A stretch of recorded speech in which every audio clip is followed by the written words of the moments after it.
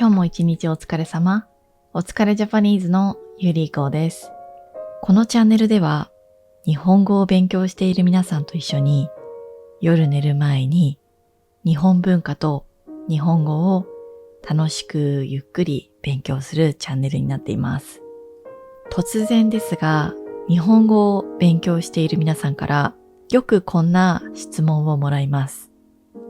日本人に話しかけたいけど、どうやって声をかけていいかわからない。こんにちはって言っても大丈夫ですか？失礼にならないか心配です。などなど。今日は日本文化的に自然で好印象な話しかけ方を理由と一緒にゆっくり説明していきます。一つ目、なぜこんにちは、はじめましては不自然に聞こえる？まずここをはっきりさせたいと思います。こんにちはやはじめましてが失礼なわけではありません。ただし知らない日本人に突然使うと少し変に聞こえることがあります。なぜかって？日本語ではこの二つはすでに関係が始まっている前提の挨拶だからです。例えば、私がこんにちはという場合、すでにお店の人と目が合っている。または、話す流れができている。そして、知り合いだったり、近所の人と道で会ったとき、こういう状況でね、よく、こんにちはと言います。知らない人にいきなり使うと、なんだろう急にっていう風にね、ちょっと心の準備がね、できてないところに一気に距離を詰められた感じがして、びっくりしちゃう日本人は多いかもしれません。そして、はじめましてについて。はじめましては、一般的には、例えば友達の友達を紹介された場合だったりとか、ビジネスでね、初めて会う人に名刺を渡すときとかに、はじめましてっていう風に使うんですけど、本当にね、正式な自己紹介のスタートの挨拶なんですね。もし道で突然言われたら、なんだろう、自己紹介が始まるのかなみたいな。なんか変な目的があるんじゃないかなっていう風に、ちょっとね、相手を構えさせちゃいます。じゃあ、なんて皆さんが言うべきか。それは、すいません、または、すみませんです。すいませんは、謝罪だけじゃないんですね。皆さんは教科書では、すみませんイコールsorryとね、習っているかもしれませんが、実はもっと深い意味があります。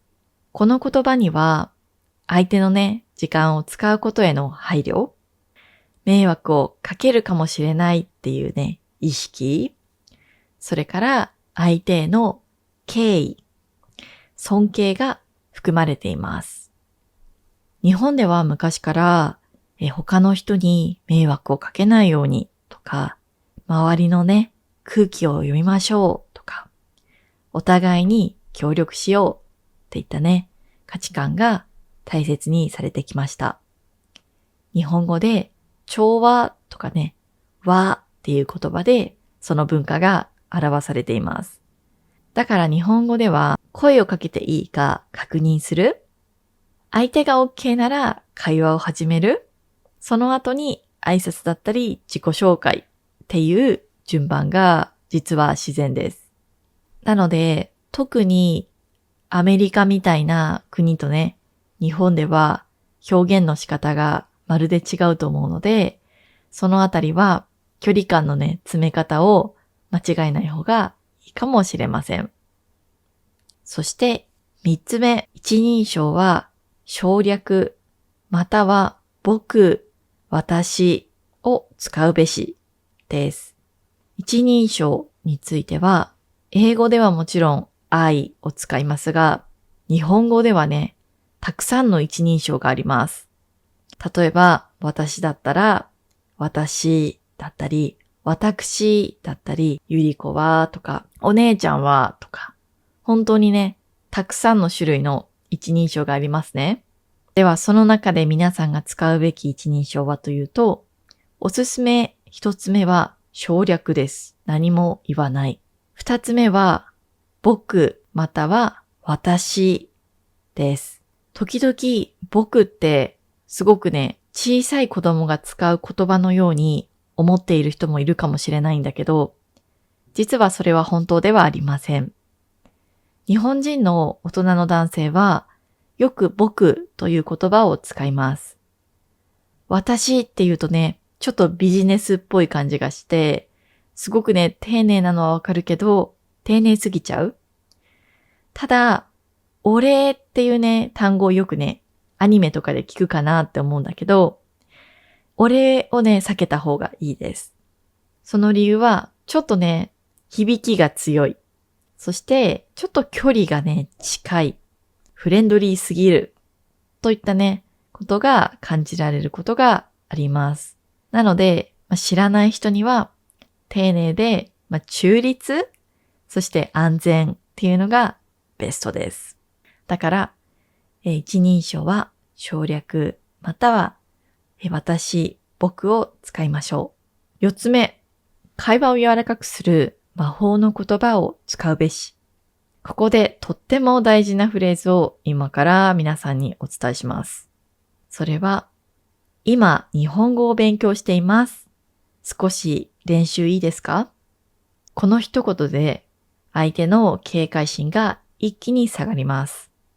そして優しくしてもらいやすく、会話が続きやすいというね、変化が起きます。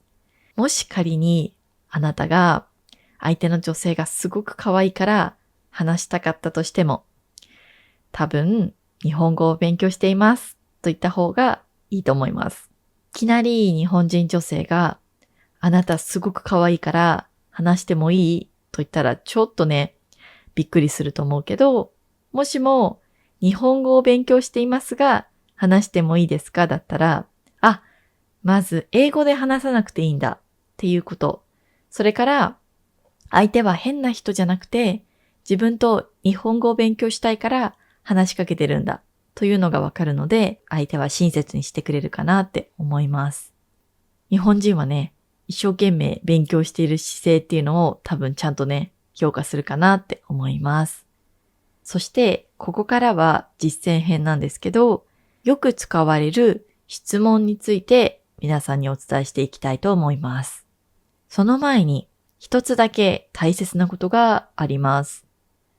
日本人は初めて会う人に対してできるだけ丁寧な言葉で話そうとします。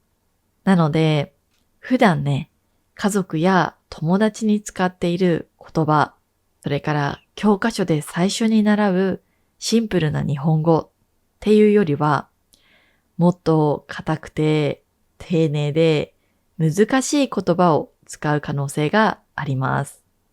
なんで日本人はそんな難しい日本語を使うのかっていうと、これは意地悪をしているわけではありません。日本では失礼にならないように相手をね、尊重するために、また適度なね、距離を保つために、あえて丁寧な表現を選ぶ文化があります。その結果、日本語を勉強している皆さんは、そんな日本語習ってない。急に難しくなった。というふうにね、感じることがあるんじゃないかなって思います。でもそれはあなたをちゃんとした大人としてリスペクトしている証拠です。なので、もし聞き取れなかったら、こう言って大丈夫です。すいません。もう一度言ってくれますか？すいません。少しゆっくり話してもらえますか？そして、もし言葉が難しかったら、すいません。もう少しシンプルな言葉でお願いします。これらは失礼ではありません。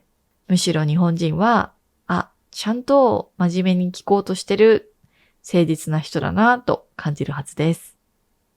さて、ここからは皆さんが日本人と話す上でよく聞かれる質問について紹介します。Where are you from? これは日本語でこのように言います。どこから来ましたか？または、どこからいらっしゃいましたか？ぜひね、どこから来たか言えるようにしておきましょう。二つ目は、Where do you live?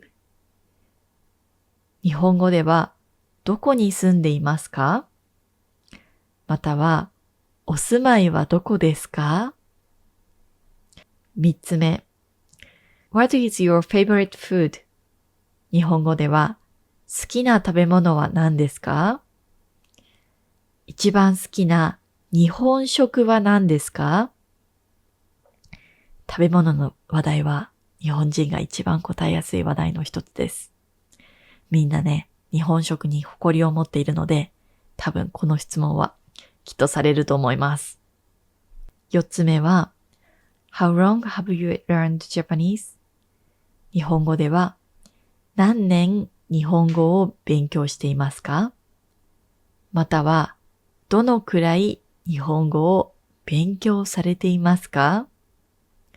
五つ目は、Why did you start learning Japanese?